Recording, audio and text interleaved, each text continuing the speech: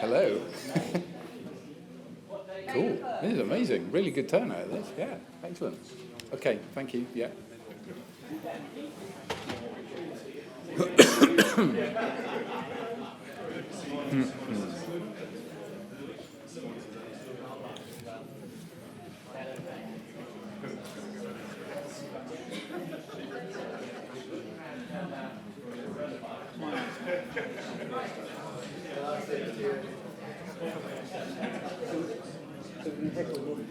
Yes.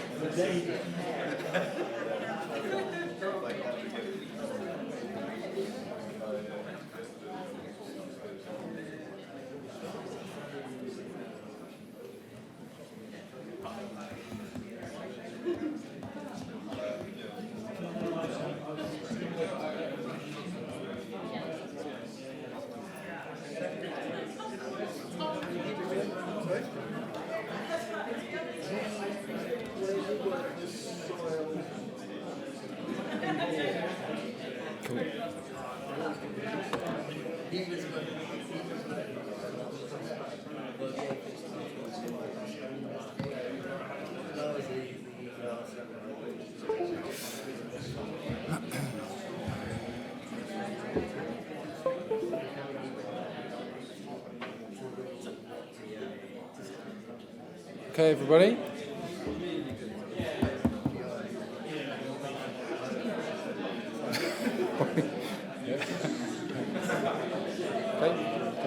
Okay, everybody. Thank you. Oh, there's still more arriving.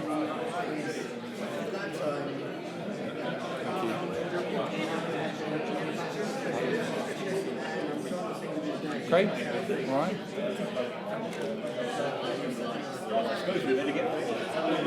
All right. Yeah, it is, isn't it? Yeah, it's doing quite well. This is scrolling through. I wasn't expecting it to be doing that. Right. Evening, everybody. Hello. Thank you, everybody. Thanks for coming. Thanks for coming to Burlington House for the next in the 2020 series of evening lectures of the engineering group, the Geological Society. Thank you for braving the poor weather and the ongoing public health situation. Just before we begin, just a couple of safety notices. We're not expecting any fire drills this evening, so if you hear any alarms, they are real. The exits are behind the magic curtain here at the front, and the main entrance that you came in, the assembly point, is the courtyard of the Royal Academy around the corner. Could I just ask a quick reminder for you to please turn your mobile phones to silent or off? My slides seem to be scrolling through on their own, but anyway, a few dates for your diary just before we go any further. We've got the Engineering Group Annual Conference coming up between the 26th and 28th of March this year on the theme of the role of the engineering geologist in the climate change challenge at Christ College, Cambridge. A good event worth attending. We also have the Early Careers Evening meeting coming up 22nd of April. There'll be a meeting TBC on the 13th of May. I'm hoping it's going to be a speaker from the BGS, but not confirmed yet, but just a date for your diary. And then the day meeting, again, in the process of being organised at the moment on standards in engineering geology. So here again at Burlington House on the 17th of June. There's also a meeting on the 19th of May, not up on the board there, for the younger aspiring geologists among us for coming up to chartership. Sort of a guideline for chartership for engineering geologists entitled First Steps to Completion. And then on the 10th and 12th of July, the field meeting, which this year is in the Bath and Somerset area on the sort of William Smith legacy of the canal building in that area. As always, details of all of these things, locations and so on, all available on the engineering group page of the website, the GeolSoc website. Just a quick reminder, there are a manner of means in which you can keep in touch, and we have sort of methods of keeping in touch by all of these forums, so please remember to subscribe to the groups on Twitter and Facebook and so forth, so as you know what's going on. And so to a man who needs little introduction, there we go, Professor Rory Mortimore, Managing Director of Chalk Rock Limited and Emeritus Professor of Engineering Geology at the University of Brighton, President of the Geologists Association from 2012 to 2014. Rory, I think, is probably one of, if not the foremost authority on chalk geology and engineering geology of chalk. It's certainly difficult these days to talk about chalk in an engineering geological setting, and his name not being almost the next thing that is mentioned. He has over 150 publications to his name, including three books with which I'm sure we are all most familiar. Most recently, the 2014 book, Logging the Chalk, which is at the moment for me almost a daily reference. I'll hand over to him and ask him to take up on his topic, which I'm sure is deliberately misleading. Chalk, all we need is a fracture log. Thank you. Thank you, Richard. Yes, definitely misleading. And very good to see you all, knowing how difficult it has been today. One of the great joys for me, though, of the last sort of 15, 20 years has been working with most of you on many big projects, and particularly being out with the teams doing core logging and trying to interpret the chalk. And I suppose, before I leave that picture, just to illustrate to you, and make sure I get this right, you can see these fractures crossing the chalk in various ways. And over the years, various people have looked at them, but it's surprising how long ago that these were all properly interpreted as having formed when the beds were horizontal, or nearly horizontal. So these are conjugate fractures which have been rotated in that fold. And I'm going to come back to that story in a while.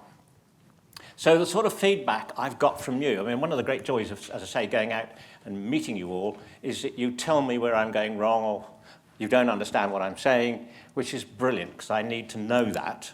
Having worked on the chalk for so long, I forget how easy it is to talk over something that you're not familiar with. Can we really expect SI contractors to identify and log marker beds? It's a key issue. And I'm going to hopefully tonight give you examples of why it is absolutely vital that we do log these things properly. I'm always asked what are marl seams and flint bands. Now, some of you are familiar with the chalk. This is old territory.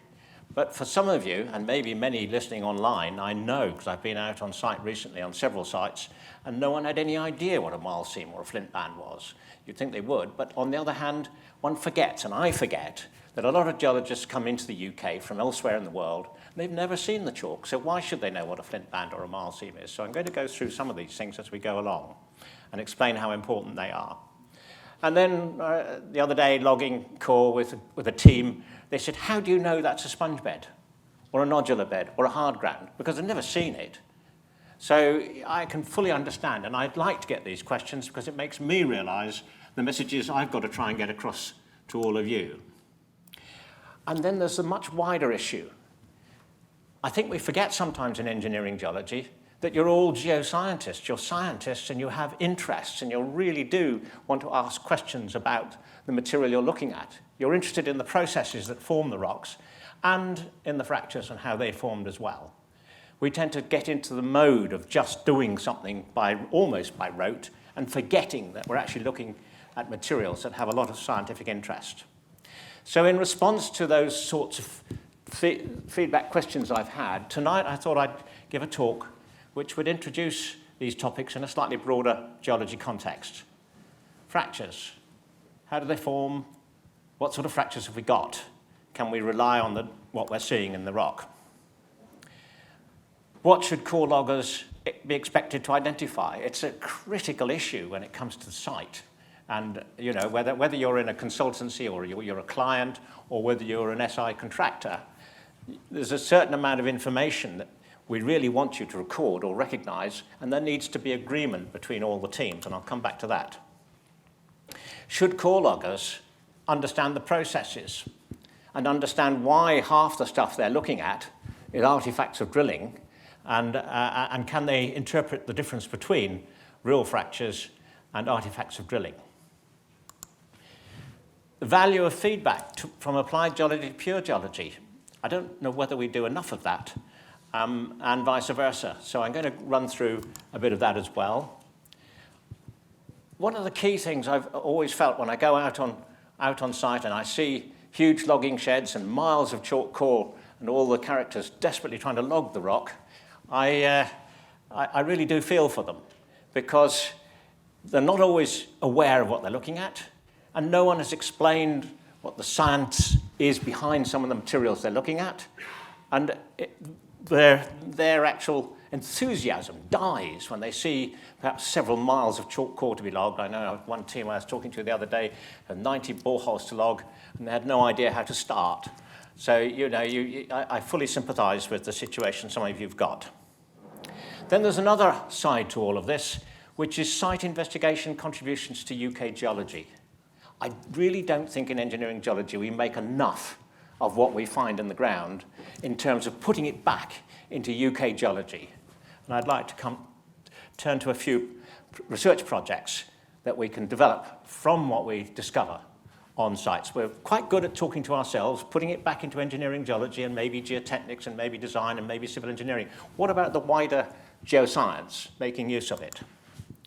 And then finally at the end, we'll come to very practical things like graphic logs, the next step in the chalk. And also, do we ever have time to recognize and deal with unusual, unexpected things that we find in the rock? So, examples of fractures in core and field. First of all, we all know that the top layers of the chalk, where they've been exposed, certainly in the downland, you're going to get weathering overprinting everything. We'll come to that in a minute. Perhaps not so familiar to everybody is that most fractures in the chalk are strata bound. They actually exist within units of chalk. Primary fractures and bedding slip. The primary fractures that we're seeing, how have they developed? How many of you would recognize bedding slip and what it's doing to the stress fields to create the fractures that you're seeing? How many of you would recognize growth faults in the chalk and evidence for strike slip and the tectonic regime that's actually driving what we're seeing in the rock? One question I'm always asked, whether it's in tunneling, whether it's offshore or wherever it is, what's the frequency of faulting? How many faults am I going to encounter? We'll have a look at that as well. And then I want to look at structures in the chalk that are developed, first of all, at shallow depth, at thin sedimentary structures, down to structures that are developed at quite considerable depth. So we'll start with this material, and you're all very well aware of this. This is what you get when the chalk is exposed at the surface and has been subjected to periglacial weathering. You're getting it fragmented like this. Sometimes it's fragmented in this way. And one of the key issues raised by so many of you when you see rock like this is comparison between vertical and horizontal fracture frequencies. Both of these, in terms of Syria grades, for example, they're open fractures.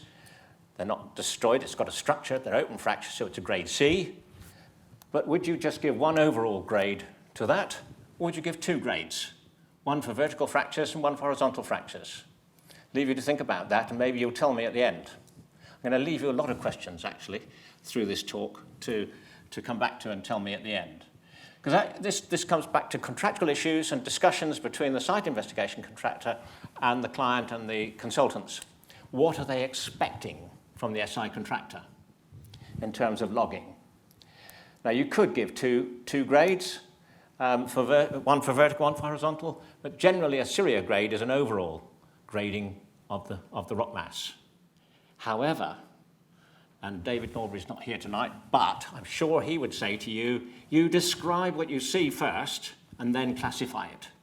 So you describe the fracturing in terms of what you're seeing, whether it's horizontal or vertical. So it's always there in your description, but you've got an overall classification derived from that description. And if you're cross-examined by a QC in court, your notebook will have the descriptions to justify your classification. That's key. I've been cross-examined often enough, so I know the problem. This is structured chalk. This is what unstructured chalk looks like, the grade D, D-structured. And I've just thrown those in as a starting point because I'm not going to deal with that anymore. Just going to leave it like that. What I want to do now, that's clever, I've learned how to make a noise on that microphone. What I'm going to do now is to look a bit more at the geological settings of fracturing. That's a typical geomorphological setting, edge of a dry valley, and you can see you've got downslope creep and all sorts of other things, all sorts of other fantastic things in the rock there, which I'm not going to deal with. However, let's start with strata-bound fractures and fracture styles. These are two quite separate chalk formations. This is in the early Turonian, it's the Holywell nodular chalk formation. This is in the early Campanian. This is in the New Haven chalk formation. And you'll notice that both units have these beautiful inclined, steeply inclined conjugate fracture net sets. They also have numerous thin marl seams. And it's the marl seams that are primarily controlling the mechanical behavior of that rock mass. The marl seams are allowing the rock to move and slide, changing the stress field from being the maximum principal stress from being vertical into a horizontal mode and getting you your conjugate fractures developing. And we'll come back and you'll see much more of that as we go through. And when we look at this along the coastal cliffs of, say, Sussex and the English Channel coast, you'll see the New Haven chalk here. You can see these inclined fractures give it a very different geomorphology to the coastline compared to this on the Seven Sisters. You'd agree that's completely different, wouldn't you? And these fractures, these vertical joint sets, are characteristic of the Seaford chalk formation at the upper part of it. These types of fractures are characteristic of the New Haven chalk formation, and they give quite a different geomorphology. Not just on the coastline, but this difference in both the numbers of marl seams, for example, the lithology, and the fracturing allows the formations to be mapped inland. The way they've weathered inland has allowed BGS to recognize the different geomorphological features represented by each formation and hence to be able to map it. If we look at the Seaford chalk here, you can see how different how these fractures are controlling the way in which the cliff's failing. There are a number of interesting points in here that I'd love to ask you. The curiosity here is when these failures occur, we tend to get a run out at the base with the failure, which retains the stratigraphy. In other words, the top of the cliff here is here, and the basal units are out on the shore platform. So how is this happening? And where this failure is occurring at a critical point, is that an explosive failure kicking out the base of the cliff? I don't know. There's a question for you to think about and see about the mechanism of failure. When we look at the chalks with the inclined conjugate fractures here, you can see this in the New Haven chalk. You're getting failures within the cliff which are absolutely nothing to do with developing a notch at the base of the cliff and erosion at the base of the cliff. These are failures where the coastline is well protected, it's got a seawall, and you've got failures within the rock mass. So you've got fractures, and I forget which way I've shaded this, but the unshaded bit I think is where the chalk has actually failed, and the shaded bit is on the joint surfaces in those failures. So it's a combination of the joints providing the planes of failure, but also the material failing as well. Let's see how different that style of failure is compared to the vertical joint sets in the Seaford chalk. Strata-bound fractures. Again, just a simple illustration of this. Here are three different places. This is Eastbourne in the Holywell chalk. This is at Peacehaven in the New Haven chalk. And this is at Seaford Head, where the top part of the cliff is in the New Haven chalk. And you're getting these inclined conjugate fractures consistently there, everywhere, and they're controlling the scale and size and nature of cliff failures. And just in case you think that's all southern England, this is the northern chalks of Yorkshire. And here you've got the Flamborough Formation, which is broadly similar to the New Haven chalk formation. Lots of thin marl seams in it, and you can see these beautiful conjugate fractures. So we have strata-bound fracturing in the chalk. And it's not just onshore. Here offshore, in the southern North Sea, these are cores in the equivalent of the New Haven or Flamborough chalk formation, and you can see you've got inclined fractures and you've got lots of thin marl seams. So you've got the same type of lithology, but you've also got the same style of fracturing. Very consistent, offshore, onshore, throughout Britain, wherever you find it. So lithology, types of lithology, are controlling the style of fracturing that you're getting. And just to show you that these vertical joint sets are not confined to just the coastline, when I first showed these pictures many years ago, to our group, I think it was the Thames Valley group, way back in the 1970s or 80s, they all said, well, it's just pure stress relief on the coast, nothing to do with the internal structure of the chalk. Here's the same bits of the chalk in core from beneath London. The same style of fracturing, and someone was talking to me just before tea about the vertical joint sets they're finding in the Havenbrow beds in the chalk for the for one of the tunnels for the Thames Tideway scheme. And the same style of fracturing is there and present right the way through. So these are constant features across vast areas of southern Britain, North Sea, Paris Basin, and reflecting stress fields at different times, creating these fracture sets, which we'll come back to in a minute. And then if you like a quick summary, this is Beachy Head, and the types of failures we're getting in Beachy Head at the top, we're getting these big tower collapses because of the vertical joint sets within the Seaford chalk. We're then getting inclined failure planes within the Beltute beds, which have these wonderful structures in them. And then the underlying units of chalk have variable frequencies of inclined conjugate sets, which are actually controlling the way in which the cliffs are failing. So recognizing the style of fracturing is as important as recognizing a fracture frequency, for example. So if you're doing a fracture log for your cause, you want to know your style of fracturing as much as you want to know the fracture frequencies in your index. And it's not just on the coastal engineering that this is important. This happens to be for the Lewis Tunnel, the 826 Lewis Tunnel project. And this was the portal area in the top of the Newpit chalk formation with these beautiful inclined conjugate fractures. You're getting very massive collapses because these inclined conjugate fractures have very little shear strength. They've got clay, slick-sided clay surfaces, whereas here you've got big inclined shears in the Lewis chalk, but this time you've got flint and other things crossing it, and you haven't got the same clay mineralization in the fractures. So the material and the fill is equally important as well.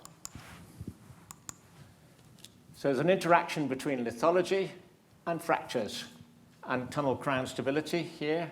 So you've got the marl seam crossing the crown, above the crown of the tunnel, releasing blocks this way, and you've got your inclined shears releasing blocks on the side. So style of fracturing is very important when it comes to things like tunnelling. And many of you have been asking, last week I was having a discussion about portals for various tunnels being constructed and needing to know which formations they were in. And they didn't know what types of chalk they were likely to be in, even though many of an SI has been carried out on these, and information doesn't get passed on, which is always a bit irritating. But it's not, it's nice to feel that at least this type of information gets passed on to those who are actually then having to do the design and build. Okay, that makes sense. Implications of strata-bound fracture. So a quick summary then. And is that readable, Tim? Just about? Just about. Sorry about that. I've just put this, it's gone a bit smaller than I was thinking. Closely spaced vertical joint sets, like those I showed you in the Seaford chalk.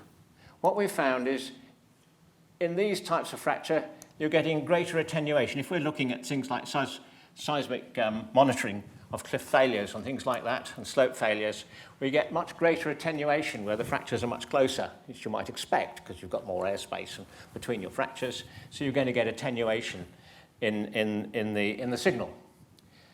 However, you get better azimuth resistivity measuring systems where the fractures are opening towards the cliff top. Or if you're near a portal area or whatever, if you're trying to do geophysical monitoring. So the point is, the type of geophysics that you deploy on any project is best suited to different styles of fracturing in the chalk.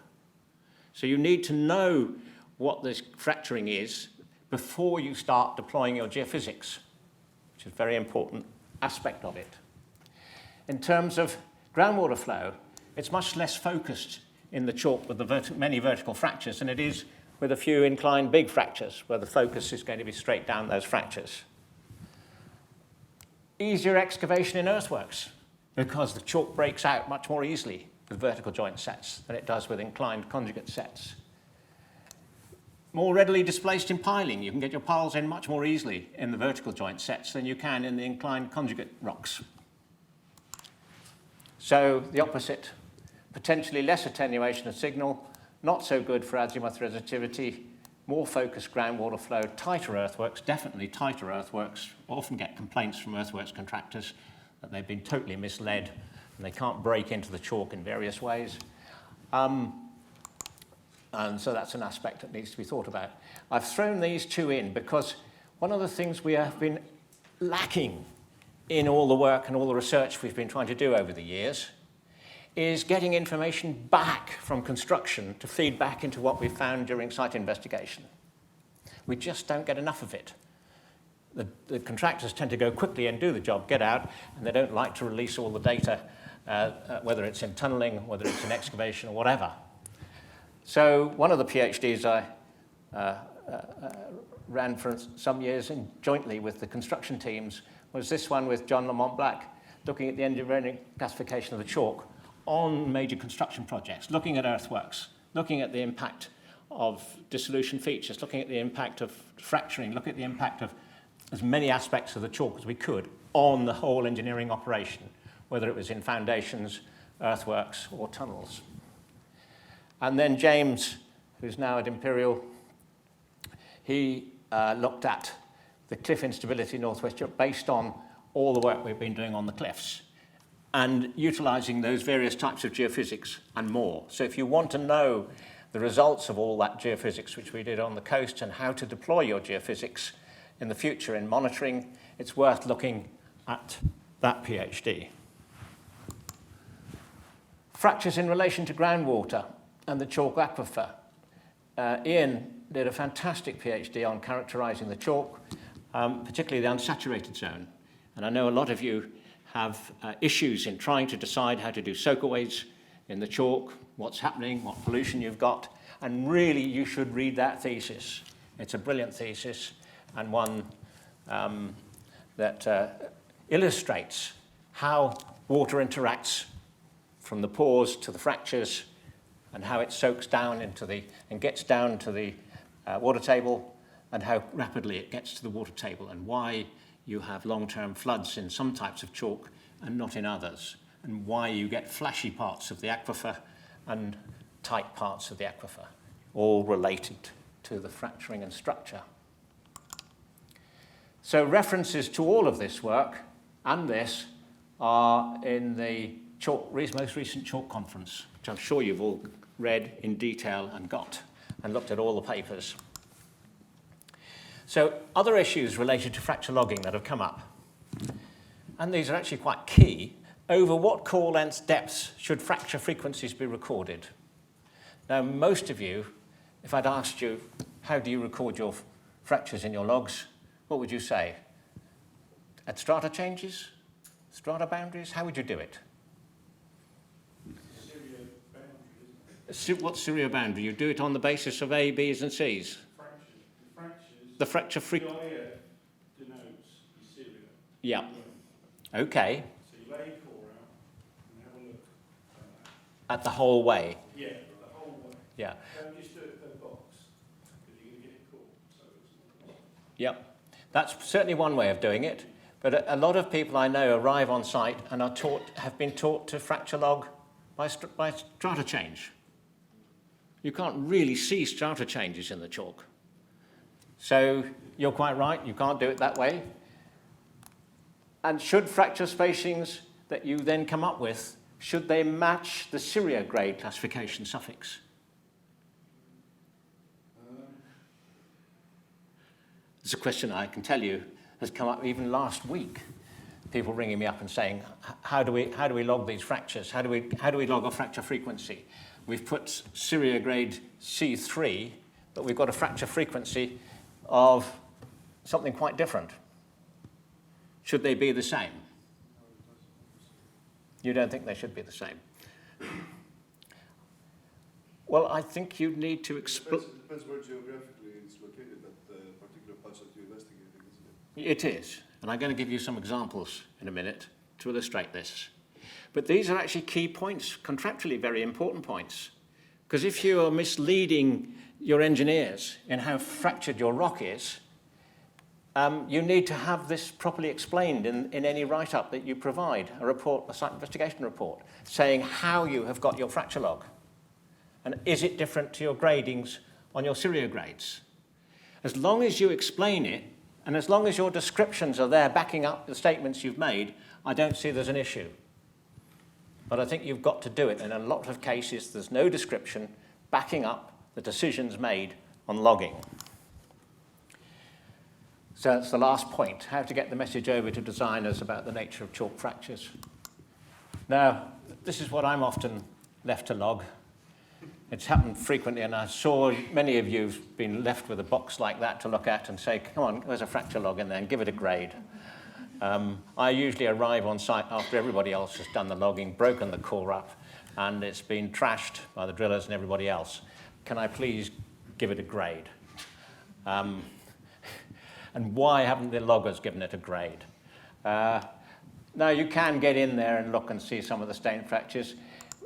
You probably can't read what's down there in the dark. Core fragments fragmented by drilling and logging, structured grade B, locally C where stained and filled joints, because you can actually see something in it by digging it out. But you could justify something by looking at that in detail, only just. It's probably structured chalk. It doesn't look anything like the destructured chalk I showed you in the first couple of slides. Well, it does it. So it is genuinely structured. And then this is from relatively recent core, and you can see the shallowest depth here, deepest here. So the deepest bit here is the least good core. The best core up here, indicating you've got good structured rock, is there. What would you do with this? I would say you don't try and provide a classification for that, because you describe it as recovered as fragmented, clean material. You don't try and give it a classification. But these other bits, you can certainly give a classification. And so you would have the logging broken down into core runs. But if you do that, you must have an agreement with the rest of the team, with the consultants and with the design teams and with the contractors. They should be getting together and deciding what it is they want from the core. It'll be different probably on each occasion, but it's actually very important that that is done. Deeper down, you can see this is down at 90 meters depth, which is a long way down, and yet the core is pretty well broken up, isn't it? Well, what happens when the drilling bit hits fractures? It breaks up the rock. So it doesn't probably look like that at all. But notice the staining on the joints here. That's quite heavily stained and mineralized. But those were still probably closed to tight fractures. It's going through a unit at the bottom of the Hollywell chalk, which you expect it to break up because of drilling a bit. So again, log in core runs because no strata boundaries. You can give a fracture spacing. You can describe the staining on the surfaces, and you can give it a grade. This is in the overlying new pit chalk formation. This time the fractures are much longer. But those are all clay mineralized and sheared and polished. So it's a very different formation. It's got calcite clay mineralization, polished, striated, inclined, conjugate fractures. And you can give a frequency to that, which will support whatever classification you give. So that's fracturing, just looking at it in terms of strata-bound fractures. You can see that the style of fracturing is very different in each formation of the chalk. And fracturing and tectonics, bedding slip, fractures in folded chalk, fractures in shear zones, faults and the eccentric damage zones I'm not going to deal with too much tonight, but strike slip structures. Do we recognize strike slip structures in the chalk? Let's start with this lot. This is chalk dipping 70 degrees on the Isle of Wight, Culver Cliff, White Cliff, Isle of Wight. And you can see the layers. These are marl seams. And you can see the fractures. Rather like the first picture that I showed you of the Purbeck Fold in Durdle Cove, on the Dorset coast. Very similar. This is the New Haven chalk with lots of marl seams. And a lot of people interpreted these as purely tectonic fractures related to folding. This is the same stratigraphic interval on the cliffs at Peacehaven on the coast between Brighton and Newhaven. It's the same mile seams that you can pick out, and you've got big inclined fractures. Okay, it's been a trimmed cliff, so you don't see the fractures in quite the same way, but you've got the inclined fractures in there in the same way. When you compare that with this, when you unfold the Isle of Wight, you can see the same layers, and you can see the fracture orientations are very similar, aren't they? So these fractures here have been rotated in the fold. They're nothing to do with the folding. And yet they've been interpreted as part of the tectonics producing the fold. So many early formed fractures are contemporaneous with chalk formation. In other words, they're forming almost at the same time as the chalk. There's been a bit of overburden, a bit of chalk on top, but we'll have a look at that in a bit, in another way. Other units of chalk, I don't know whether you can pick out the bedding here and here. Can you see the vertical joint sets perpendicular to bedding? This is a very different setup. So there are cases where the fracturing is perpendicular to bedding like this, joint sets which have been folded. Well, not been folded, they've been rotated in the fold. And you can see that the bedding, combination of bedding and these vertical joint sets creates a lot of slope instability. What about horizontal movements in the chalk? Have you seen these sorts of things before in the chalk? These anastomosing structures with lots of little white veins coming away from the surface. These are horizontal movements in the chalk when it was still poorly consolidated, still probably a highly porous, saturated zone that started to move laterally. So we're beginning to get pinch and swell structures. Any of you metamorphic geologists will recognize these sorts of things and how they develop. And underneath this, you've got a sheet flint. And that sheet flint is forming on a horizontal shear plane. And emanating away from the contact surfaces, you've got these vein networks. And you can see this throughout the Newhaven chalk, wherever you find it. And here you've got the sheet flints forming these beautiful anastomosing shear surfaces, and the sheet flints are filling in the fractures, the shear surfaces. And here again, you can see you've got these conjugate shears, you've got these subhorizontal movements and shears with the sheet flints forming along them. And this is in the Newhaven chalk. And you can see that one often offsets the other, so they're like little mini faults, and the whole rock mass is probably moving at the same time. So how do the sheet flints, these subhorizontal sheet flints and the inclined sheet flints, how do they actually form? And when have they formed? These are your nodular flints, which we know form in the seabed below the sediment water interface. So they're forming below the seabed. They're parallel to the seabed, but below it. These sheet flints, on the other hand, have formed after the sediment has formed along fractures, whether they're subhorizontal fractures or whether they're inclined shears. So these are, if you like, tectonic features, whereas the nodular flints are part of the diagenesis of the sediment. The chalk still is and was full of fluids which are silica rich. If you fracture it and squeeze it at a certain stage in its formation, those fluids are going to go up the fractures. And those fluids have actually replaced the walls of those fractures.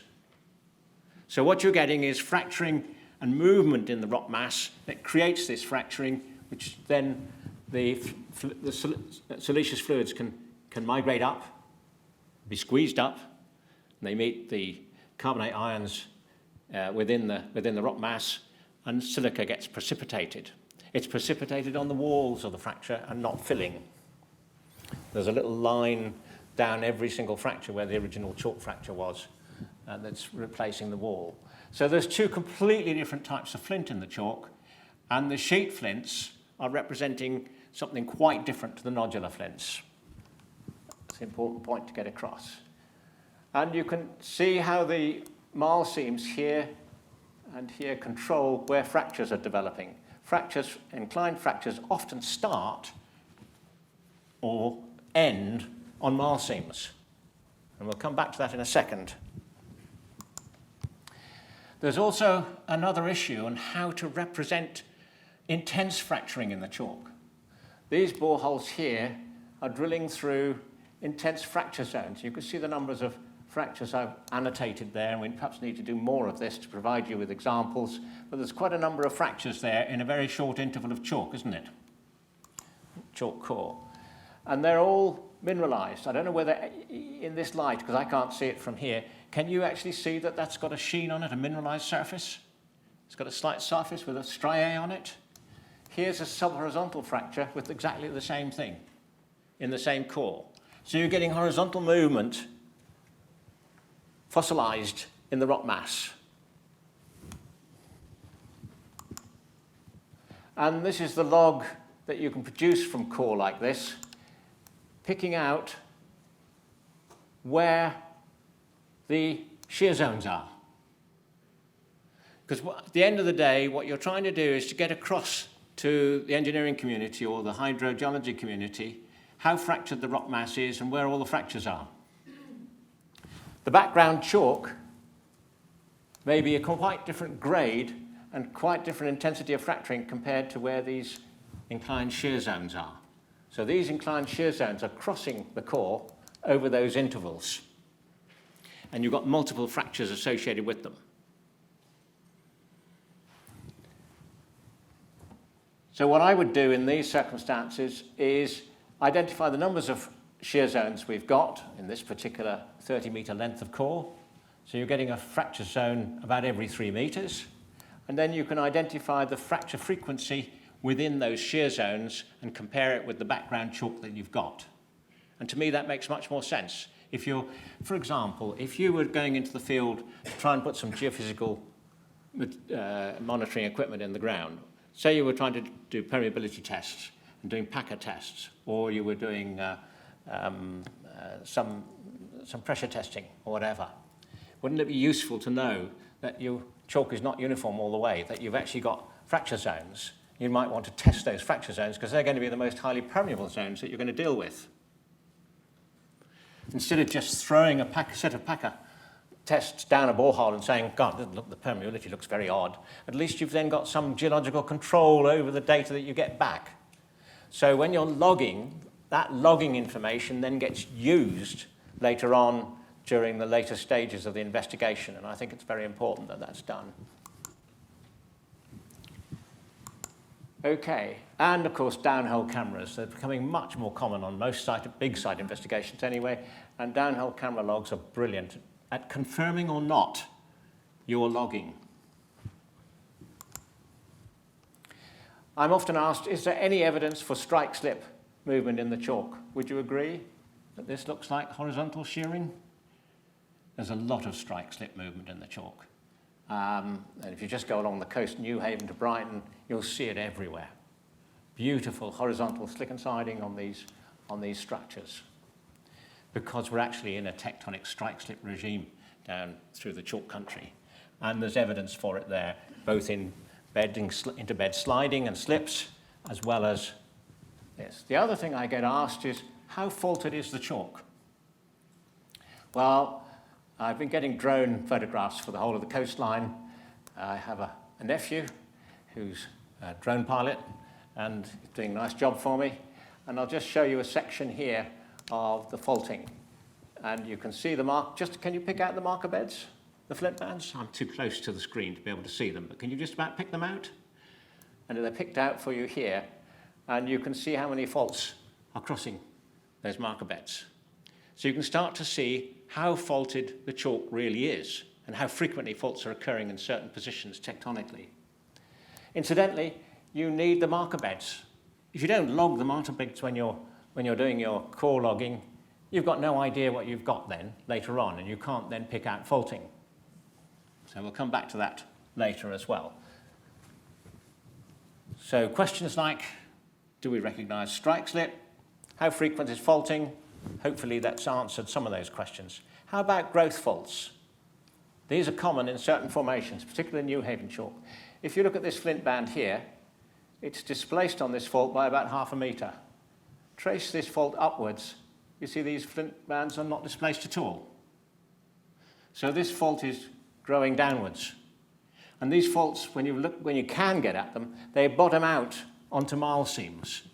So they're listric structures, which are then bottoming out on horizontal shears within the chalk. So we're seeing a lot of movement in the chalk, various types. Now, the conventional model for the chalk, which I've seen in many a publication, is this one from Price, 1966, lovely book on faulting and brittle fracture in rocks. I'm sure you all know it only too well. And this is the model produced for folded rock like the chalk. And you've got these fractures like this. But actually, this type of model, if you've now seen enough fractures that I've been showing you, this type of model doesn't represent the chalk at all. It doesn't show strata-bound fracturing. It doesn't give you an idea of what's actually really happened. It doesn't give you an idea of the early form fractures that you've got pre-folding.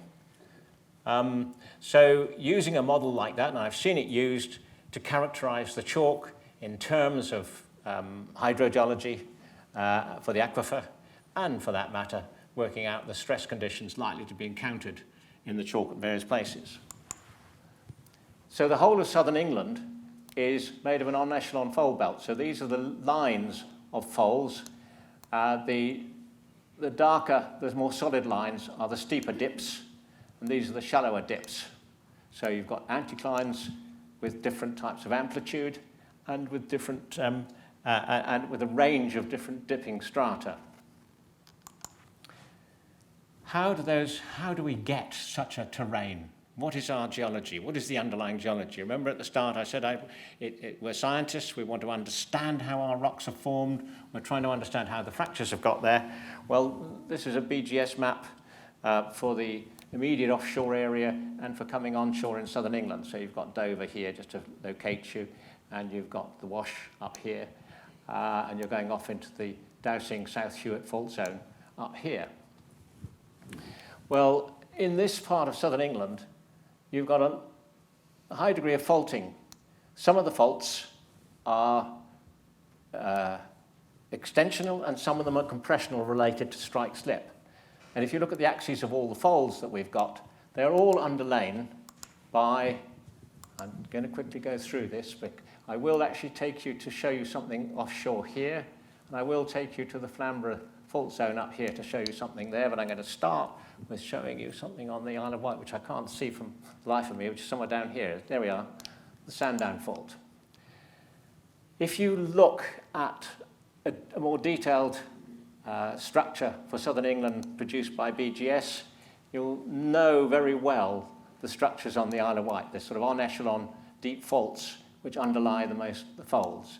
As you go into the Dorset-Somerset region, you look at the deep structures underneath the folds that we've got, and you can see you've got these what are called risk and thrusts. All these structures are reactivated during the late Cretaceous and onwards to the present day in different ways. So if we come to the Sandown fault here, on the vibricized sections that are produced for southern England, which are great for the deeper rocks, you'll see that this was originally a normal fault, which has now reversed and become a thrust fault. And we know that because during what's called the Synriff phase, we had a thick Triassic, Jurassic, Hampshire, this area was thinned, and it's become thick in inverted basin in the Paleogene and Cretaceous. So what was once a thin succession has become a thick succession and reversed the other way here. Unfortunately, as always is the case, there's an unknown in the chalk. The resolution in the chalk is very poor, so we have no idea what's happening in the chalk up here. Underneath each fold in southern England, we have a fault like this. So every single line of fold that I showed you for southern England earlier has this type of faulting underneath it, driving it. It's bound to have had an effect on the chalk in some way. The only area where I've been able to find good high-resolution seismics in the chalk across such structures is actually in the southern North Sea, in the Dowsing Fault Zone area. And you can see here, this is the Holywell chalk formation. Look at the difference in thickness as it crosses that fault zone. Very different. So clearly, many of these faults have been influencing chalk sedimentation as well as Paleogene sedimentation or earlier sedimentation in the opposite sense. And that's brilliant because it means that we can start to re-look at some of our structures in southern England and see what's happened to our chalks. And what we do see is if you start off here in the Purbeck fold and Purbeck fault, you're getting a relatively thicker units early in the succession, and then it reverses. And as it reverses, the chalk gets uplifted. You're creating little local slopes and slip planes in which you're getting your conjugate fractures. So your bedding slips are developing, and you're getting your conjugate fracturing developing until the whole lot is then subsequently folded. This matches up very nicely with work that's been done by Sarah Van Dyke, particularly, and her group at the University of Mons and the University of Lille in Belgium and France, using a technique developed by them, by their professor earlier on, looking at how we use field data and fault tectonics to identify the changes in stress fields that has taken place as we go up through the chalk. And if there's one thing I want to get across to you tonight, is that when you're looking at the chalk, you're not looking at just one simple stress field from an alpine deformation phase. You've got a polyphase deformation affecting each formation of chalk differently and assisting in the evolution of the fractures. So it's not just a simple, straightforward understanding. And I'm often asked, what's the stress situation? What's the in situ state of stress? What am I looking at here when it comes to sinking shafts or opening tunnel openings? And I have to say, well, I can't give you a simple answer. I need to know which formation I'm in. I need to have an idea of the fracturing you've got there. And then we can start to tie that back to the stress fields we know about. And what's been driving a lot of the tectonics that we see is strike-slip. We see a lot of strike-slip in the chalk. Strike-slip is exceedingly difficult to identify when you're looking at seismic profiles, and particularly the range of vibrosize sections that we have across southern Britain. When I first started working with those oil companies who were doing that in the 1980s, they pointed out to me and showed me how difficult it was to see strike-slip. You can see normal faulting very easily, but seeing strike-slip faulting was exceedingly difficult, matching up one seismic line with another and trying to see the strike-slip that might be crossing it was a very difficult thing to do. But when we look more broadly, we know we've got these big strike-slip faults which go across southern Britain. And so these strike-slip regimes, and this is actually all from oil company work, in this case from Aquitaine, they've looked at all the fracturing in the Mesozoic rocks of the European platform, but particularly the British Isles, and come up with this pattern of strike-slip. This is a time set. This would be the early Paleogene, but that regime has been there since the beginning of the early Cretaceous, when the stress fields across Europe changed, and you're getting a reversal of your strike-slip across Europe, increasing the tectonics as we go. So if you're interested in these aspects of the driving forces behind what we're seeing in our Cretaceous rocks, then these are the papers to look at. The next thing I just want to briefly look at is the difference in the structures that we get depending on the depth at which they're forming. So we're going to look at near-surface structures forming, say, within 520 metres of sedimentation, intermediate depths down to 300 to 500 metres on the Yorkshire coast, and then some of the deepest level structures that we've been looking at down to 500 to 1,000 metres. And of course, this is in terms of increasing overburden, isn't it, and pressure. So I don't know, what would that be?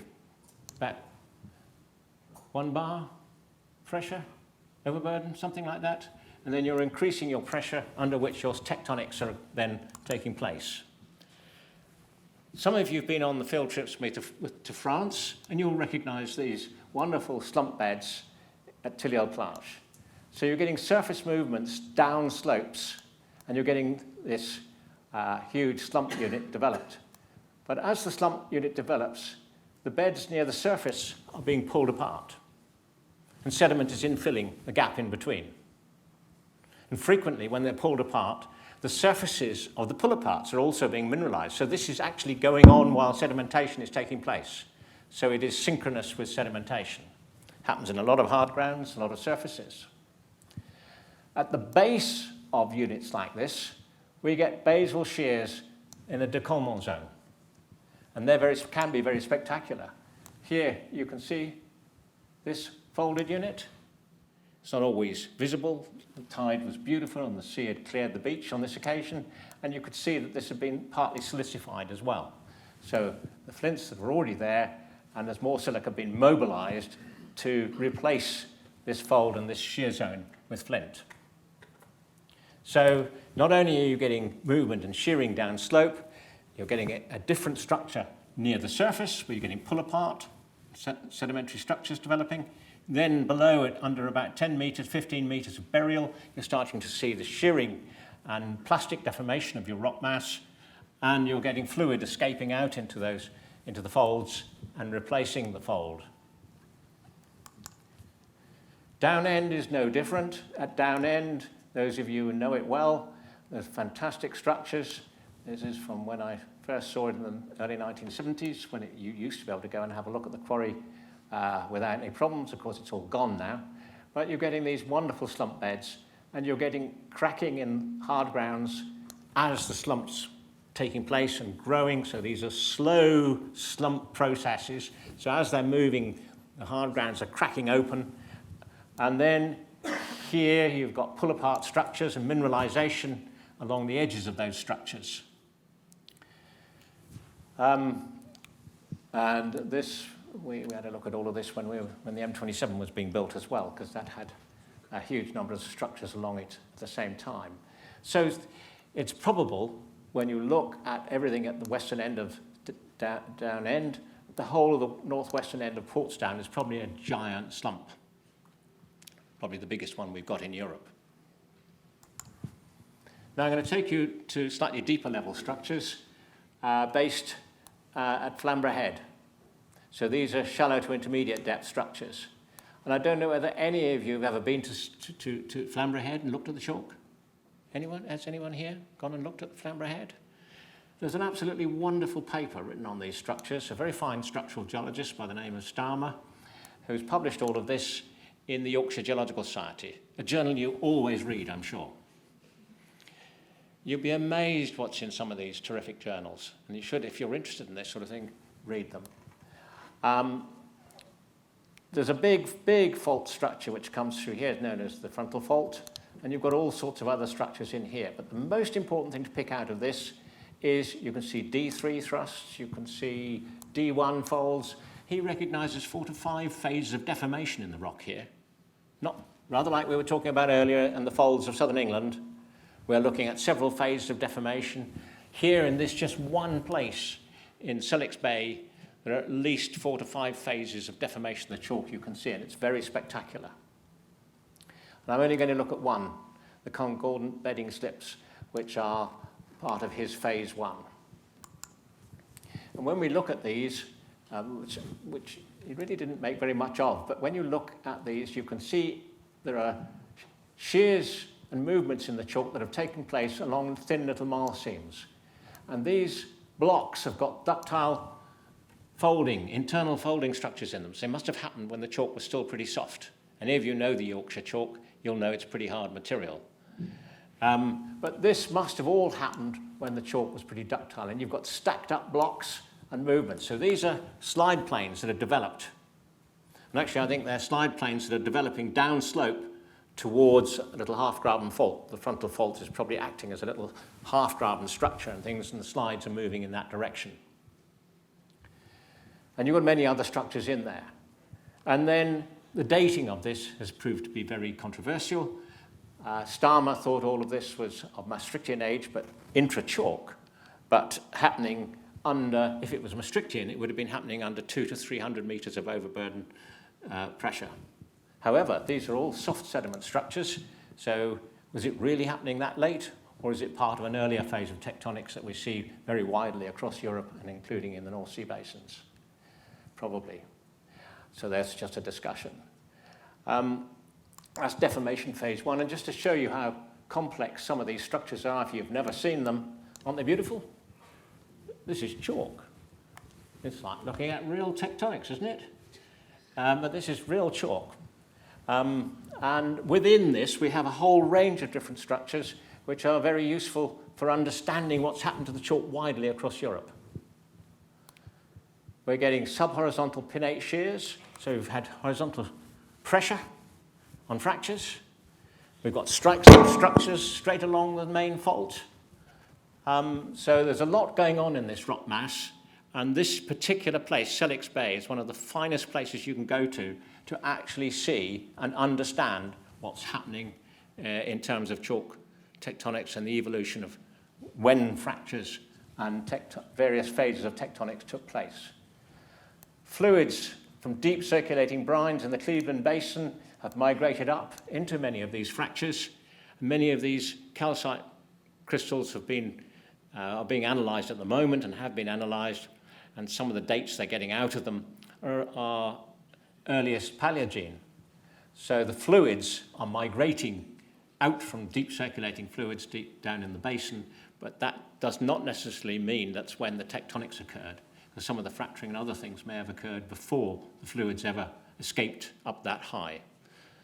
That was one thing I would mention there. And this is a seismic line which we put together with the Onshore Geophysical Library. Have you ever looked at the Onshore Geophysical Library of the UK? It's a wonderful library, and this is combining various seismic lines, but going across all those structures. So here's the Flamborough Head frontal fault, and you can see how complex it is. Unfortunately, none of the seismic lines give any detail whatsoever in the chalk. So we can't use them to interpret the chalk. But what we can see is what's going on underneath in these areas. And you're getting little half-graben structures, which actually suggest that possibly you've got features like that into which some of your slips and slumps are occurring.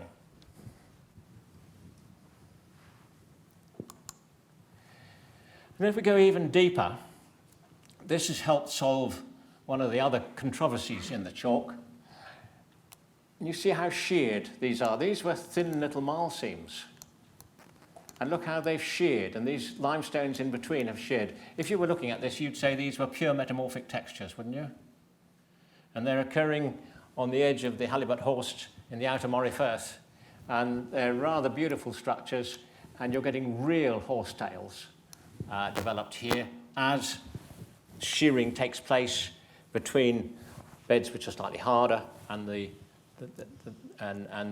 weaker beds, the marls.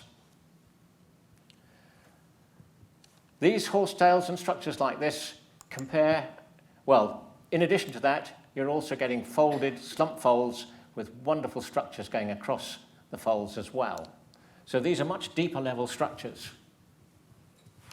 These are interbedded with normal chalks. So there's a whole series of these slump units, sheared units, in the section that we're looking at, which I'm not allowed to say where it is or what it is, but I'm just allowed to show you some of the slides from it. But then you compare that with normal marl seams. Here's a marl seam which is a volcanic ash bed. Here's one of these interwoven marl seams, and these have been called Flaser marls in the past, and all of these have been described as horsetails, and all of these have been described in the past as resulting from pressure solution. So you dissolve away the chalk because it's under pressure, and you leave behind the clay. However, all the marls, these ones, when you look at them here, they have trace fossils in them. These are primary sedimentary features on the seafloor, nothing to do with pressure solution. Yes, they have been deformed afterwards. Yes, we've already seen, when we're looking at the sheet flints at New Haven and so on, we've seen that there's shearing taking place along the marls. And that shearing taking place along the marls has squashed what were originally cylindrical burrow networks, squashed them, made them into these ovoid shapes, and have squeezed the clays a bit along the bedding plane. But you can still pick out, in many places, all the different burrow networks, just as you can here.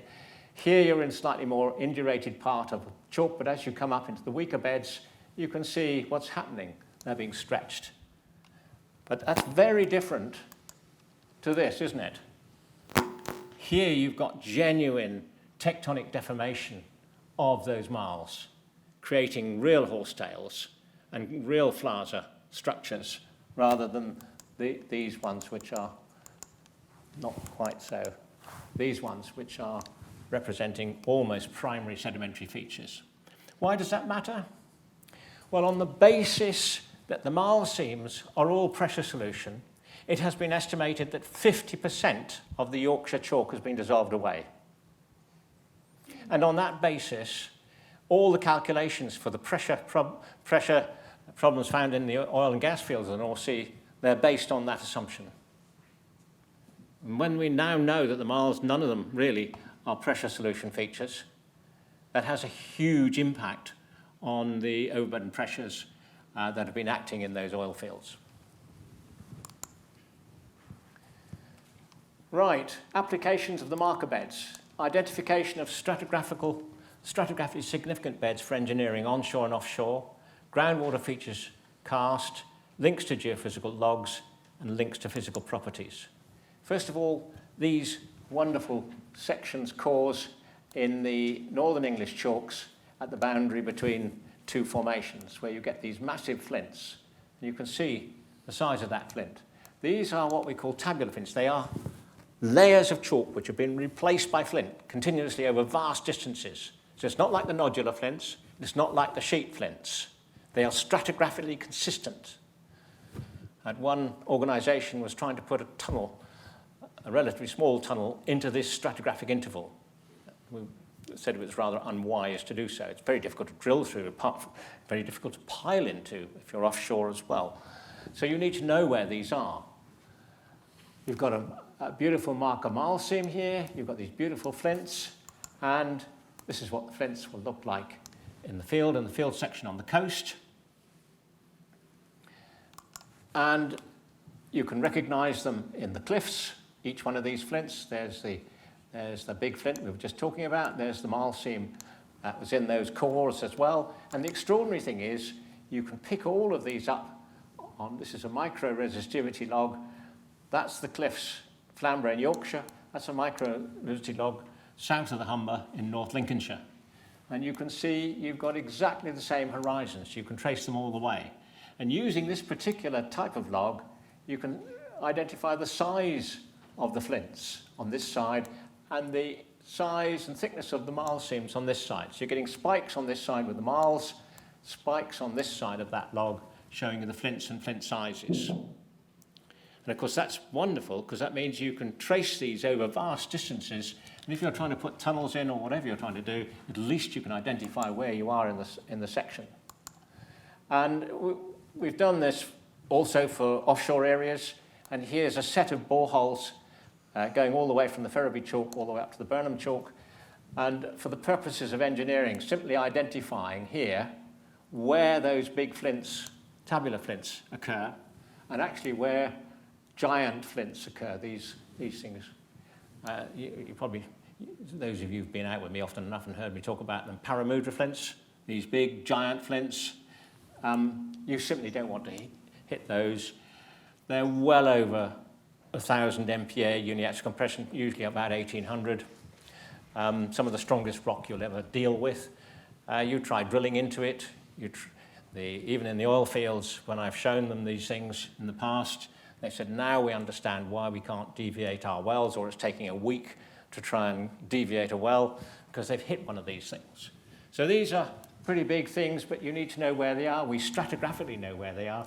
So if you've got your stratigraphy right, for a big project, you can start to predict what you're likely to hit. And that's the important thing. In terms of groundwater flow, here we've got this wonderful bit of, this happens to be on the French coast, but it could equally well be in the Chilterns or somewhere like that. Here's a hard ground surface coming down. It's resting on an erosion surface through the cliffs, and groundwater has flowed down. Well, if you look at these dissolution pipes, they come down onto that surface, getting deeper and deeper and deeper till they're 80 metres deep at this end and about 10, 15 metres deep on this side. And the hard ground itself, because all the groundwater flow has come down onto it, it's dissolved away the softer, higher porosity material, the burrow fills, and left behind the harder cemented network. That's on the French coast. This is in the Chilterns at Kensworth Quarry, where the chalk rock, which is the hard rock band that you find throughout the Chilterns in particular, has dissolved away in the same way as this hard ground on the French coast. And then you take a flint band like this one, the Seven Sisters flint band. It's sufficiently continuous to have held up water, so you've had an underground river developed along it. And you can see these wonderful cave systems have developed along it. In some cases, along that, you've got filled conduits. In other cases, you haven't. And you can see the fluted edges to these. The karstic people can then work out the directions of flow of groundwater through there based on those flutes. And here you can see a marl seam, and in this particular quarry there's a series of marls. If I'd shown you, you'd see groundwater flowing out along each marl seam. So the marker beds are very important to groundwater flow and karst development in the chalk as well. And here we can see this along the coast. Here we've got a spring line where we've got a boundary between one rock unit and another. And here this is fairly deep in a well. I can't read the depth there. It's about 60 metres, is it? 86 metres deep in this well in the London Basin area. But you see on the top of the chalk rock, you've got a karstic cavity and groundwater flow. So you can't assume that all the karst in the chalk is just devoted to things like dissolution pipes at the ground surface. The water's going down, it's meeting marker beds, and it's going out along marker beds. It's creating cavities. Some of them will be filled and some of them won't be. Some of them are utilised even by the water companies because they know they've got big groundwater flows along them, and adits are driven out along those beds. And we've also got this type of karst, which is what we call a tubular karst, that's developed here above sheet flints. One sheet flint there and another there. Beautiful tubular karst. And in this case, on the A27 Brighton bypass, we were hoping to use all this material from the earthworks cuttings as grade A fill, if you like, the best quality chalk fill. We couldn't use any of it. About 30% of the hillside had been dissolved away with these little small tubules within it. And that had a huge impact on costs because we then had to import materials to build the embankments when we thought we had lots of material available in the cuttings. So recognising features like this and recognising that they're not necessarily at the surface, that they're occurring deep down, is great. And we don't do enough tying all this information into the latest site investigation. Well, here, for example, big investigations for a big, £90 million development at Sussex University. Some universities managed to get a lot of money to develop. Right through the opening of these, you can see the same tubular karst stepped down along all the marker beds, the marl seams and sheet flints, and so on, and the flint bands. When we put that together with our data from the A27, we can start to see as a vast area of the South Downs has this karst in it, which helps explain why the aquifer is so flashy. The water rainfall straight down and out of it, whereas in other areas the chalk doesn't behave like that. But this is beginning to tell us a bit. And this is where data from site investigation construction projects needs to feed back much more into UK geology. So role of marl seams in deformation of the chalk. We've already seen this bedding slip. Common, it's a very common feature everywhere. Disruption leading to extensive slides. Rupture of chalk blocks in glacier tectonics I've not mentioned, but you can read about that in the paper that I've produced on all of this. Because marl seams appear to be at the base of the blocks that we get on the Norfolk coast and the islands and Møn and Denmark and places like that. And pore pressure builds up on the marl seams and has probably been the cause of their being disrupted. We've seen how the marls can control groundwater flow. We know the marls are important in terms of slope stability. And if you're doing a tunnel opening, even a thin little, you're modeling the stress redistribution in the rock mass as you open a tunnel. Colin Warren's not here tonight, is he, Colin? Maybe looking, Colin. You'll be able to shout about this. Certainly when we've done modelling, looking at opening of tunnels, put a little thin marl seam into your model. It changes the distribution of the stress immediately. That means you've got to log that on the core, doesn't it? If you haven't got that logged on the core, you won't know anything about the stress redistribution in your rock mass as you go into your engineering operation.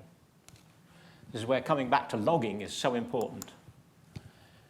Marls, even the thin interwoven seams, critical to understanding mechanical behaviour and need to be logged. Feeding into research.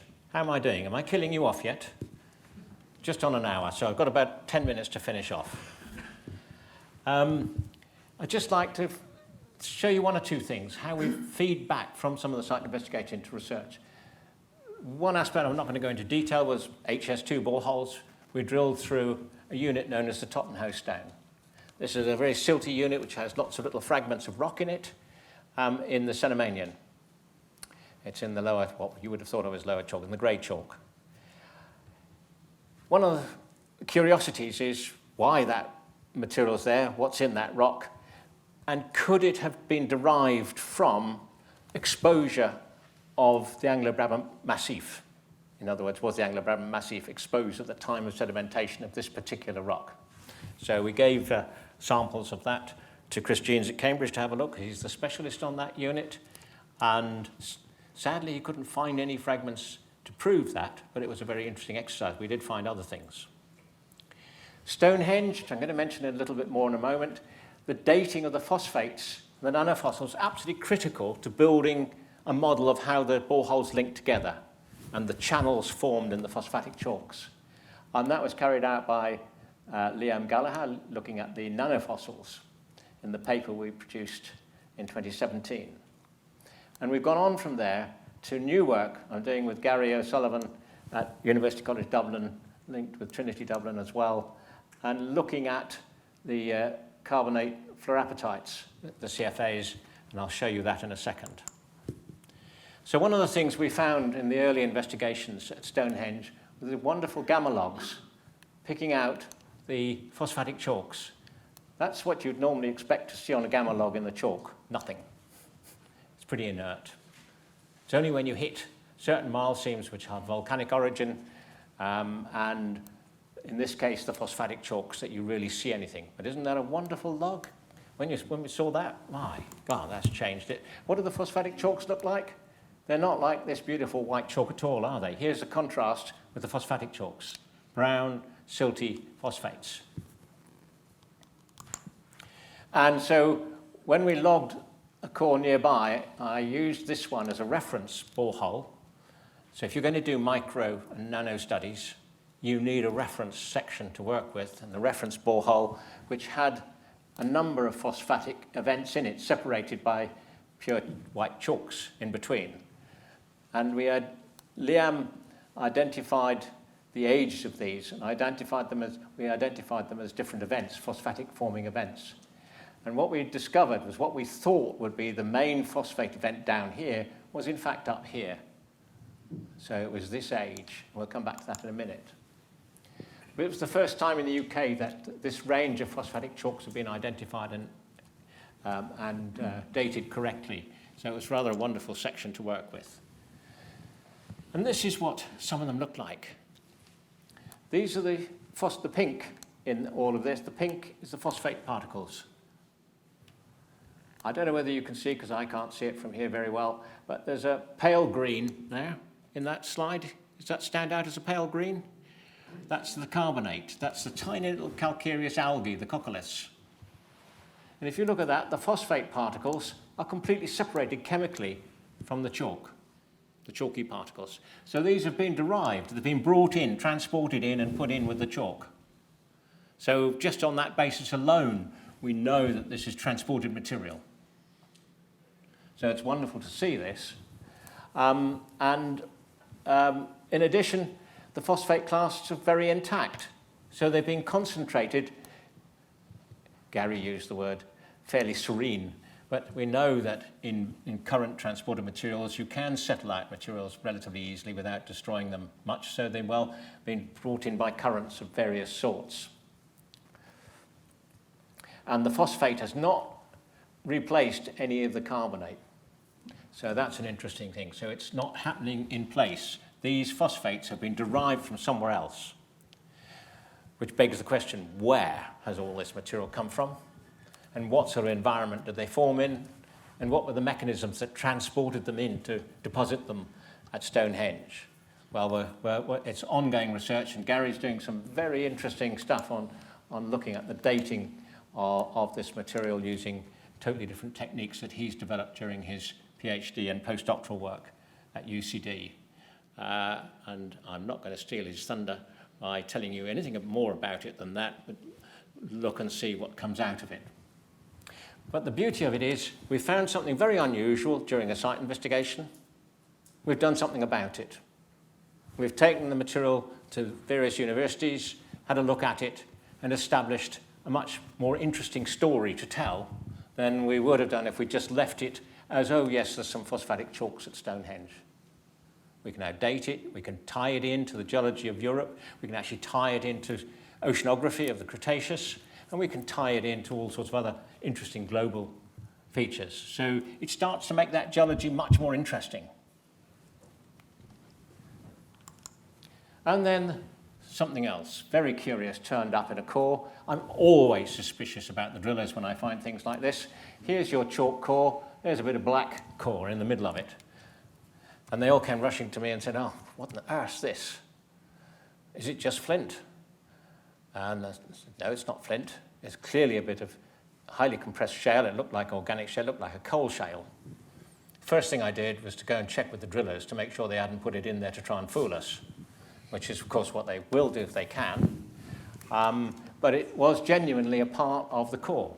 So here we have, as well as finding phosphatic chalks and things, we have very unusual things in the chalk. I've given this to James Lawrence at Imperial to have a look at, to try and provenance, see where it comes from, what formations it might have come from. Because if it, say, comes from the Carboniferous, has the Carboniferous been exposed somewhere? And is this part of the story of the phosphatic chalks?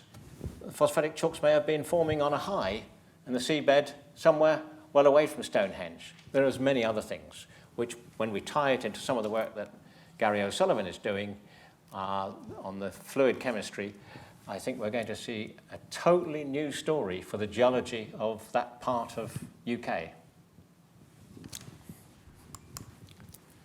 Then there's resolving controversies. There's a unit called the chalk rock, which we can see on this borehole log, is a highly condensed unit, has a wonderful gamma signature because it's got a lot of phosphate in it and a lot of minerals in it which are radioactive. But when we come down to southern England, that same unit expands up into a signal like this. And one of the key things about trying to understand chalk geology and chalk oceanography and what's happened to the chalk and how it's deposited is to see how we can link various beds together. So if we drill boreholes through this interval, they're going to be incredibly valuable. And those of you who don't know what hard grounds and the chalk rock looks like, can you see this beautiful green material here? That's the mineral glauconite. It's actually coating the top surface of the seafloor. It's coating the burrow walls. These are burrows down into the underlying chalk. The surrounding chalk has hardened. It's been cemented by calcite. It's extremely hard. It's what we call chalkstone. And you've got this mineralization on the surface. And glauconite requires a particular type of chemistry to form as well, which is interesting in itself on the seafloor. So these are well-known hard grounds. And the top chalk rock hard ground always has these beautiful fossils in it. This is from core from a succession in the Chilterns. And you can see in here these snail fossils. They have a special, when their shells were originally aragonitic. Aragonite is much less stable than normal carbonate, normal calcite, so it dissolves more readily, and it provides the calcite for the cementing here as well. So you've got a lot of aragonitic faunas within these rocks. Now, I tried a few years ago to set up a research program drilling through the chalk rock in the Chilterns and Berkshire area. It would have cost a lot of money, and landowners were very unhappy about it. It would have taken years to get permission to do it. Site investigation, drilled straight through it, 3 boreholes. Wonderful. Silly not to make use of that, because that's going to provide us with a fantastic story. And I didn't actually log the boreholes. These were logged by the teams, one of the teams I'd trained up at least to log. And I was able to go back to their descriptions and the core photographs and produce my graphic logs to show the hard grounds that make up the chalk rock and tie these in to the type chalk rock succession which Richard Bromley and Andy Gale had set up in 1982 up in the Chiltern, up in Wiltshire. So we're able to recognise every single one of these hard grounds and start to link them back to the geophysics. And the next thing to do is to do the chemistry through this succession to see how that ties into the international chemical profile, the isotope profiles, the stable isotope profiles we have through this succession, and see how that relates to sea level and climate change during this period of time in the Cretaceous. And then we can tie that back to the expanded successions in southern England. And that will be work we'll do with our German colleagues who are very good at this. So a lot to come, and that's just from a few site investigations and how we can tie our site investigation material into interesting research in the Cretaceous. Then there are the fossils. Well, the fossils are absolutely vital in confirming where we are in the succession. But beyond that, and I have to say, and I can't see many of the teams I've been here that I've been training up logging, they love finding these fossils. They've done extremely well with them. Beyond that, we sometimes find in the core some of the finest examples of the fossils anywhere. This particular species, a thing we call Volviceramus involutus, I've never seen a better one than this. And this was just in the core. They'd actually logged it and missed it, but I just went back over the core and I see a bit of an edge of a shell and dig it out. And then, of course, everybody gets very excited and they get more enthusiastic about logging and finding these things. But this is actually a marker bed right across Europe.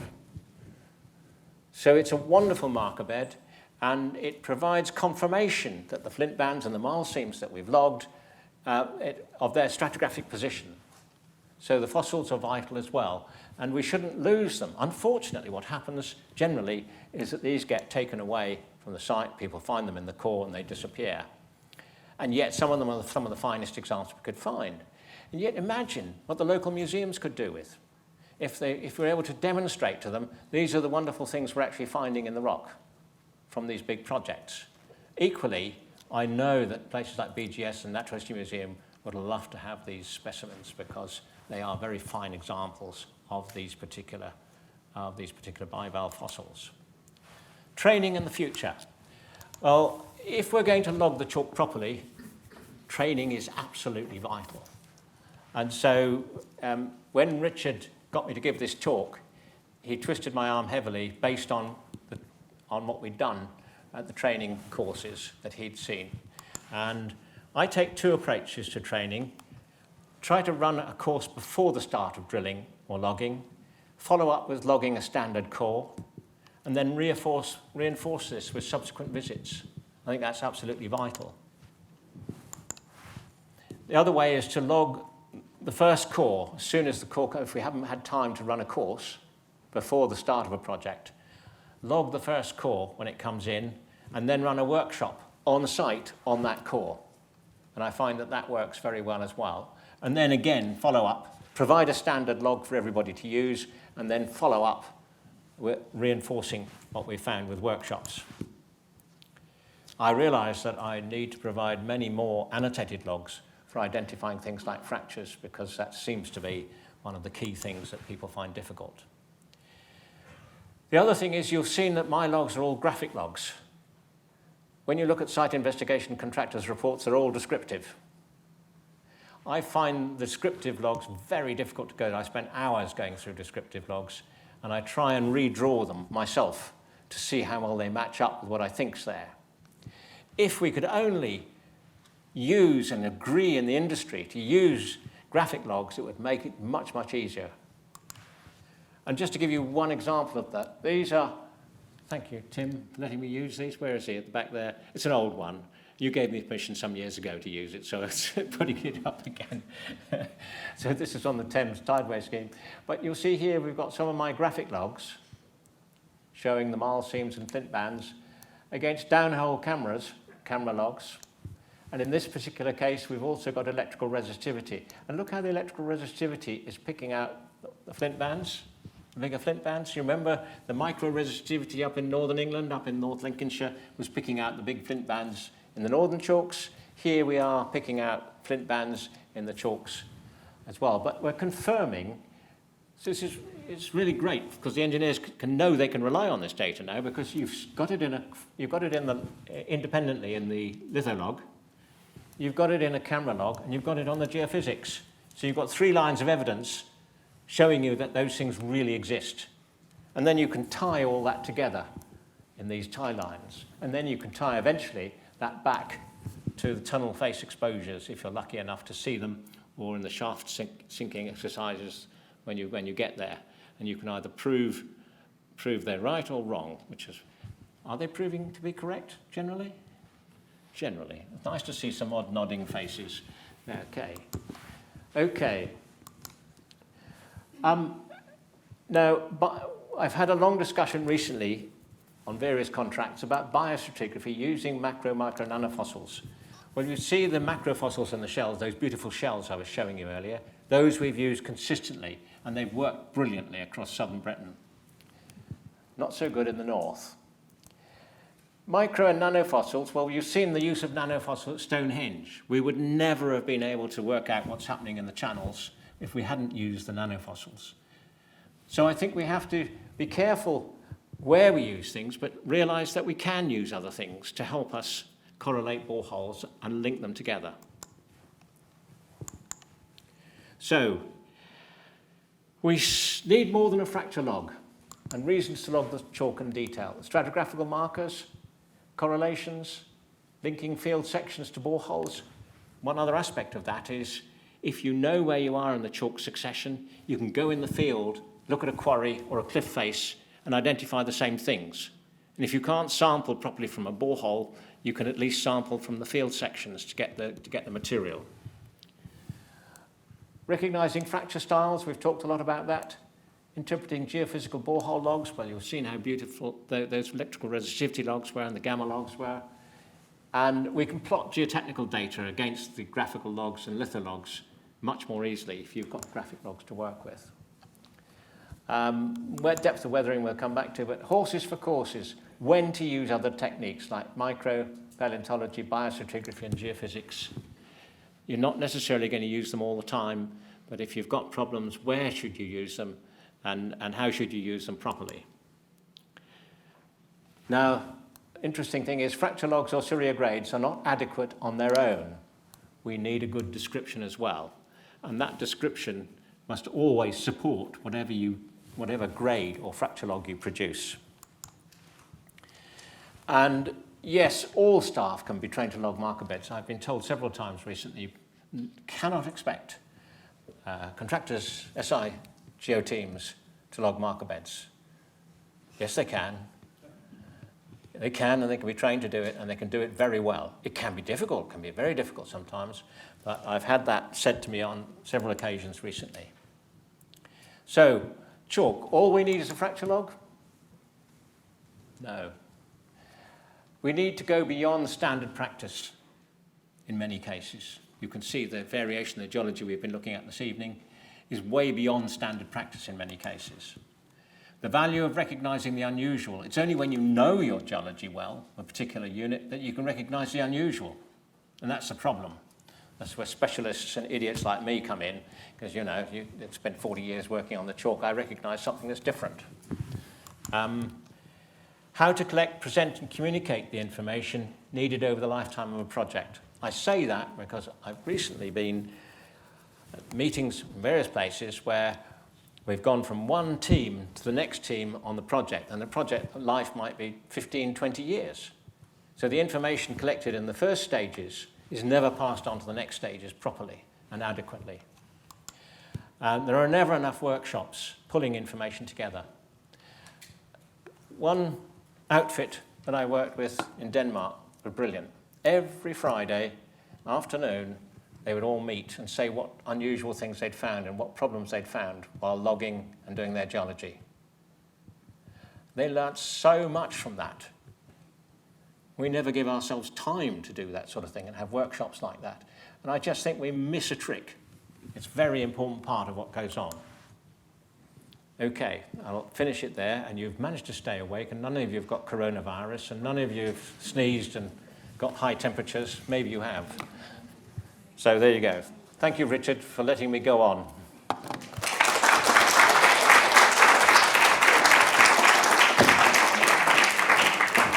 Okay, thanks very much, Rory. We'll confine ourselves to just a few questions, I think. If you wouldn't mind, if you have questions waiting for this to arrive with you so that we can record it for the recording of this evening in the live stream. And if you wouldn't mind just giving your name before you ask the question as well. So, any questions from anybody? Hello, Rory. Thank you for the excellent presentation. What I want to ask, whether there's any sort of research been done for comparing all this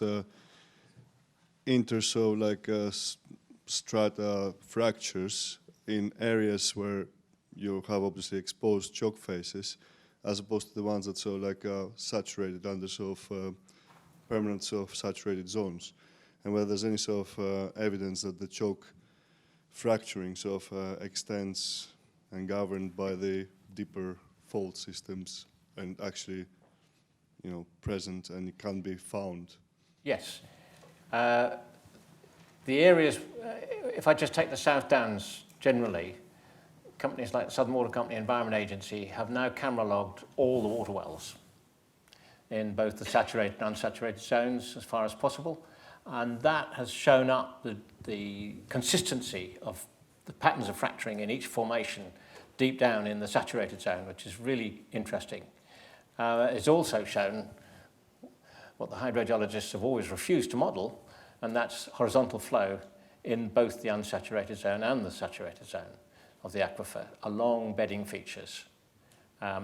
So we know that this has raised a whole lot of new issues, and how do we model all of that? And how do we model the fracturing and the faulting and the groundwater flow? At the moment, the software packages aren't quite good enough to handle all of that information, but that's where we're going. So yes, there is information available, but it's in patches. We don't have a picture for the whole of the chalk of the UK.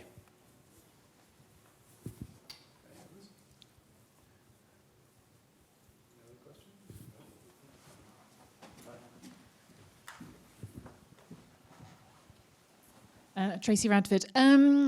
This works really well in terms of, the big, large infrastructure projects that we've got, in terms of the money and investment that they can put in terms of site investigation. But obviously, quite a lot of our industry is also involved in some of the small and medium projects where we may still be using cable percussive rigs. What's your guidance to graduates coming on the scheme to into the industry as to what they should be looking at in terms of logging when associated with chalk in those circumstances? Very tricky. You happen to ask a question that's very relevant, because I had a team not so long ago, in fact 2 weeks ago, who had exactly this problem. They were primarily going to be logging percussion drill boreholes. And they were getting bag samples, and the bag samples were just being tipped out, and they were a slush, a mess. And how are you supposed to get a severe grade out of that? And how are you supposed to do a fracture log? Well, of course you can't. And the best practice that I've seen in those circumstances is to actually have trial pits and deeper trial pits and even trial shafts, which can be cheaper than doing lots of boreholes across the site. And then you get real information apart from, as opposed to slop. I mean, what on earth's the point of putting a load of percussion boreholes down and just getting slop back and not being able to do anything with it, which is what I've seen on so many projects. And then it's all interpreted from SPTs and the driving records of the U100 tubes. Fine, if that's what the client wants and he's agreed to all of that, but I wouldn't rely on it. I'd never stand up in a court and say that's an A1 chalk that you've just gone through and that's why your pile has caused a problem, or that's why you've got your pile sunk here and because you've hit something odd but you've never found it in the borehole. So there's always an issue.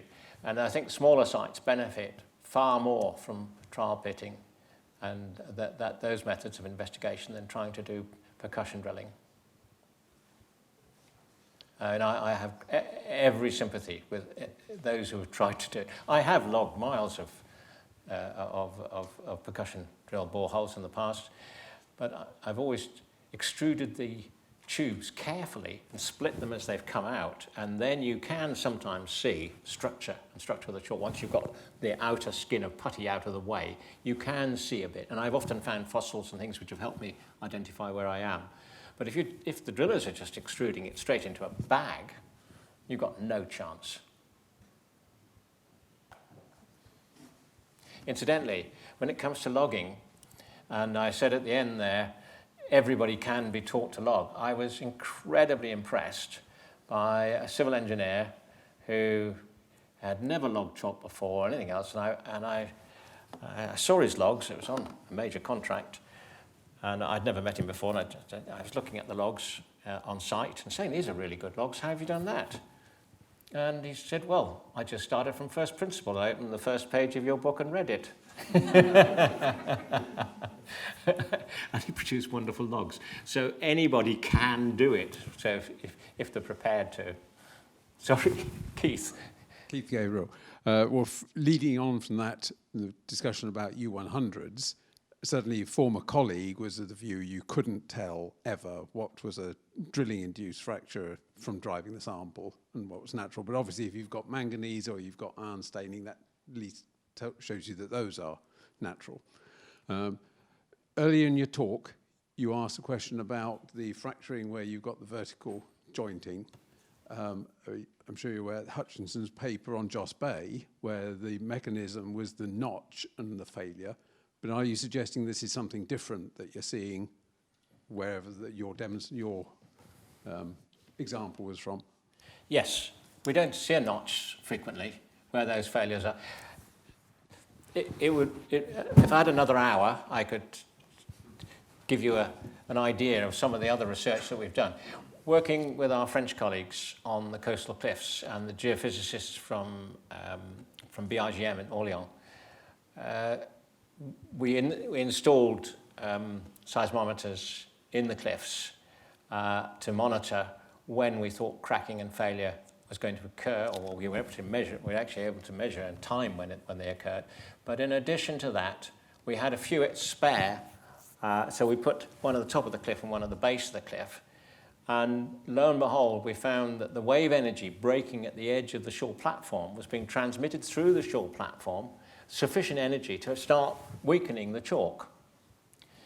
So it was complete random discovery out of just doing something. We had a few spare geophones, so we used them, and we learned something completely new. So we've never followed that up, and you won't find that written up anywhere, but it should be, and it should be followed up, and there's lots of potential interesting research there, because I don't think we yet fully understand the mechanisms of failure in those cliffs. Certainly, I mean, Joss Bay, John Hutchinson and Frank Middlemas, when they're looking at the fractures along the Athenic coast, recognise the fracture control on a lot of the cliff failures, and obviously the undercutting by the sea.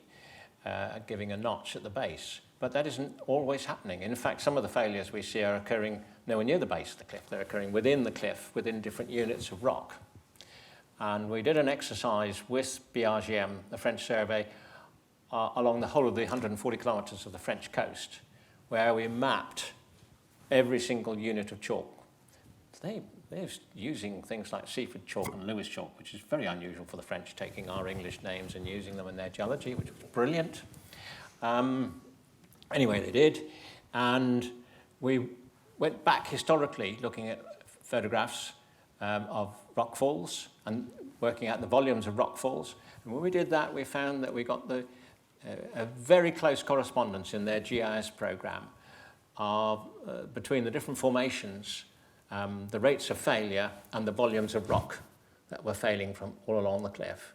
So there's more to this story yet. And again, none of that's properly published, and it ought to be. And was that independent of the orientation of the cliff? Almost, yeah. Interesting. So the formations do have a big impact on things like failure, slope failure. Okay, thanks very much. I think we've brought it to a close there. If all has gone according to plan, there should be a glass of wine or some beer in the lower library. So thank you very much all for coming again, and thanks once again, Rory. Okay.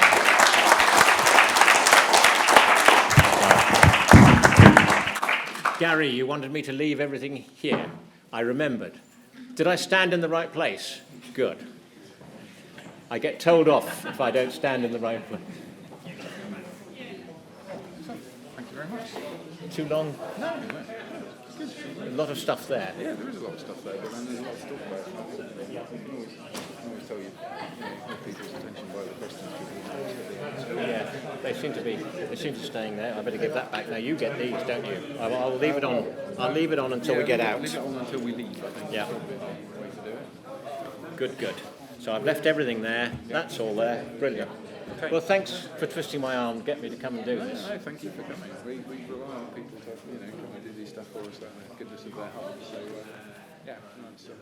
I've learned some more stuff as well. It's amazing, that LTC job. I mean, I don't have a lot of experience. In fact, I had very little experience with chalk before we started on that. Yeah. We're learning a lot through it. Phase 3 is coming up, and phase 3 will be better than phase 2, which was better than phase 1. So. Yeah, very good. Yeah. Like your dinosaur. Where does that come from? Australia. Yeah, well, I worked in Oz for a couple of years, and before I left, there's a place in the middle of Queen's Rocky, which is actually where Coffee was.